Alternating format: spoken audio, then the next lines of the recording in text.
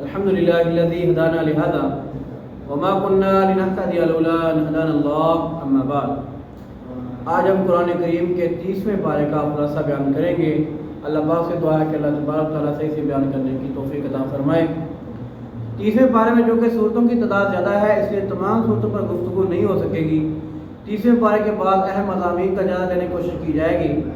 30ویں پارے کا آغاز سورۃ نبا سے ہوتا ہے۔ سورۃ نبا میں اللہ تعالیٰ نے قیامت کی گھڑیوں کا ذکر کیا کہ قیامت ایک بہت بڑی خبر ہوگی، جس قیامت سے قبل بہت سے لوگوں کو اس کے ہونے کے بارے میں شبہات و اختلافات تھے۔ اس سورہ میں اللہ تعالیٰ نے جہنمیوں کی سزا کا بھی ذکر کیا، وہ کس طرح صدے ہا ہزار سال جہنم کی حالت میں پڑے رہیں گے۔ اس کے بعد سورہ نازعات ہے۔ سورہ نازعات میں پروردگار عالم ارشاد فرماتے ہیں، جو اپنے پروردگار کے مقام سے ڈر گیا، اس نے اپنے آپ کو خواہشات سے بچا لیا تو اس کا ٹھکانہ جنت ہے۔ بنیادی طور پر انسان کی ہلاکت کا بڑا سبب اس کی خواہشات ہوتی ہیں۔ اگر وہ اپنی خواہشات پر قابو پا لے تو وہ یقیناً کامیاب و کامران ہو سکتا ہے۔ سورہ نازعات کے بعد سورہ عبس ہے۔ سورہ عبس میں اللہ تعالیٰ نے قیامت کی گھڑیوں کا ذکر کرتے ہوئے ارشاد فرمایا کہ جب قیامت کا دن آئے گا، بھائی اپنے بھائی سے دوڑے گا، بیٹا اپنے والدین سے دوڑے گا، اور بیوی اپنے شوہر سے بھاگے گی، والدین اپنے بیٹے سے بھاگیں گے۔ ہر کسی کی خواہش ہوگی کہ وہ آگ سے کسی بھی طور پر طریقے سے بچ جائے، چاہے اس کے بدلے کسی دوسرے کو پکڑ لیا جائے۔ اس کے بعد سورۃ تکویر ہے۔ سورۃ تکویر میں اللہ تعالیٰ نے قیامت کی ہولناکی کو ذکر کرنے کے بعد شاہ فرمایا کہ قرآن مجید کل کائنات کے ان لوگوں کے لیے نصیحت ہے جو صراط مستقیم پر چلنا چاہتے ہیں، اور کوئی بھی انسان اللہ تعالیٰ کی مرضی کے بغیر صراط مستقیم پر گامزن نہیں ہو سکتا۔ سورۃ تکویر کے بعد سورۃ انفطار ہے۔ سورۃ انفطار میں اللہ تعالیٰ نے جہاں قیامت کی ہولناکی کا ذکر کیا، وہیں دنیا میں انسانوں کے حساب و کتاب کو نوٹ کرنے والے فرشتوں کا بھی ذکر کیا، جن کو کرام الکاتبین کہا جاتا ہے۔ کرام الکاتبین انسانوں کے عمل کو نوٹ کرتے ہیں، اور یہی اعمال نامہ قیامت کے دن انسانوں کو پیش کیا جائے گا۔ سورۃ انفطار کے بعد سورۃ مطففین ہے۔ سورۃ مطففین میں اللہ تعالیٰ نے ان لوگوں کا ذکر کیا جو اپنے حق میں تو ترازو کو پوری طرح استعمال کرتے ہیں، لیکن دوسروں کے لیے ترازو میں کمی کیا کرتے ہیں۔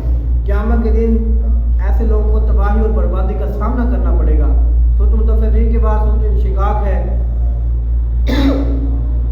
اس میں اللہ تعالیٰ نے بتایا کہ انسان محنت مشقت کا خوگر ہے، اور اس کو چاہیے کہ اپنے پروردگار کے لیے محنت کرے، جس سے اس سے ملاقات کرنی ہے۔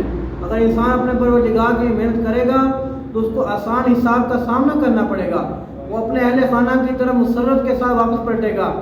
سورۃ انشقاق کے بعد سورۃ بروج ہے۔ سورۃ بروج میں اللہ تعالیٰ نے اخدود کی بستی کا ذکر کیا، جنہوں نے ایک صاحب ایمان بچے کی دعوت تبلیغ کی وجہ سے اسلام قبول کر لیا تھا۔ اسلام قبول کرنے کے جرم میں ان کو انتقام کا نشانہ بنایا گیا، اور بے دین بادشاہ نے خندقیں کھود کر ان کو خندقوں میں جلا دیا تھا۔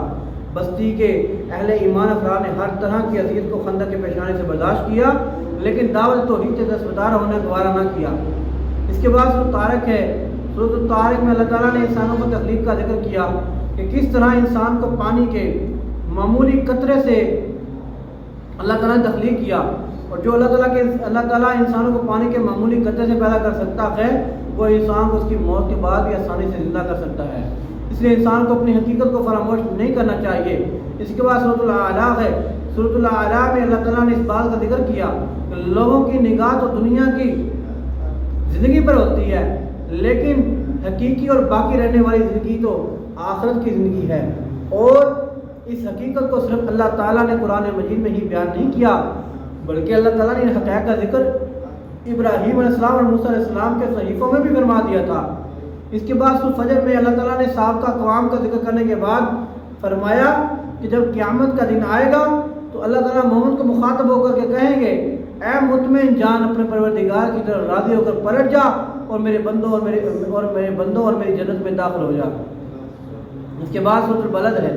سورۃ البلد میں اللہ تعالیٰ نے انسان پر اپنے انعامات کا ذکر کیا۔ اللہ تعالیٰ نے اس کو دو آنکھیں زبان دو ہونٹ عطا فرمائے، اس کی رہنمائی 2 راستوں کی طرف کی، اور اس کی مرضی کس راستے کو انتخاب کرتا ہے۔ جو صحیح راستے پر چلے گا جنت میں جائے گا، جو غلط راستہ اختیار کرے گا وہ جہنمی ہوگا۔ اس کے بعد سورۃ الشمس ہے۔ سورۃ الشمس میں اللہ تعالیٰ نے ارشاد فرماتے ہیں، اللہ تعالیٰ نے نفس کو تخلیق کیا، اس میں نیکی اور برائی کی سمجھ کو الہام کر دیا، جو اپنے نفس کو نیکی کے راستے پر چلائے گا وہ جنتی ہوگا، اور جو اپنے نفس کو آلودہ کرے گا وہ تباہ برباد ہو جائے گا۔ اس کے بعد سورۃ اللیل اور سورۃ اللیل میں اللہ تعالیٰ نے ارشاد فرماتے ہیں جس نے صدقہ دیا، نیکی کی تائید کی، اس کے لیے اللہ تعالیٰ آسان راستے کو ہموار کر دیں گے۔ جس نے بخل کیا، اچھی بات کی تکذیب کی، اللہ تعالیٰ اس کے لیے مشکل راستے یعنی جہنم کے راستے کو ہموار کر دیں گے۔ سورۃ اللیل کے بعد سورۃ الضحیٰ ہے۔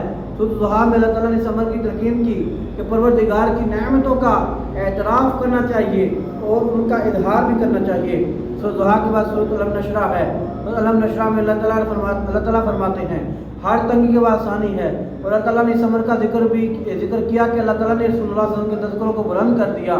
سورۃ الم نشرح کے بعد سورۃ التین ہے۔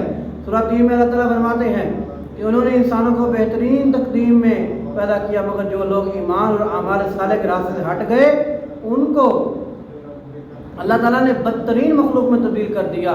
سورۃ التین کے بعد سورۃ علق ہے، اور اللہ تعالیٰ نے سورہ میں حبیب صلی اللہ علیہ وسلم کو پروردگار کے نام سے پڑھنے کا حکم دیا کہ اس نے انسان کو سکھایا جو نہیں جانتا تھا۔ سورۃ علق کے بعد سورۃ قدر ہے۔ سورۃ القدر میں اللہ تعالیٰ نے ارشاد فرماتے ہیں کہ اللہ تعالیٰ نے اس قرآن کو قدر والی رات میں نازل فرمایا، لیلۃ القدر میں، اور قدر والی رات 1000 مہینوں سے فضیلت کی حامل ہے۔ اس رات میں جبرائیل امین ہر عمل کا فیصلہ لے کر فرشتوں کے ساتھ نازل ہوتے ہیں، اور یہ رات طلوع فجر تک سلامتی والی رات ہے۔ اس کے بعد سورۃ عصر میں اللہ تعالیٰ نے زمانے کی قسم اٹھا کر انسان کو ناکام کہا ہے کہ ہر انسان ناکام ہے سوائے ان لوگوں جنہوں نے ایمان اور عمل صالح کو اختیار کیا اور حق بات اور صبر کی تلقین کرتے رہے۔ سورہ عصر کے بعد اہم سورۃ الکوثر ہے، جس میں اللہ تعالیٰ نے رسول اللہ صلی اللہ علیہ وسلم کو حوض کوثر کی بشارت دی اور ساتھ ہی یہ بھی بتلایا کہ آپ کا دشمن بے نام و نشان رہے۔ ان کے بعد 3 کل ہیں جن میں اللہ تعالیٰ کی توحید، اس کی پناہ طلب کرنے کا ذکر کیا گیا۔ اللہ تعالیٰ سے دعا ہے کہ وہ ہمیں قرآن پڑھنے، سمجھنے اور اس پر عمل کرنے کی توفیق عطا فرمائے، آمین۔ وآخر دعوانا ان الحمد للہ رب العالمین۔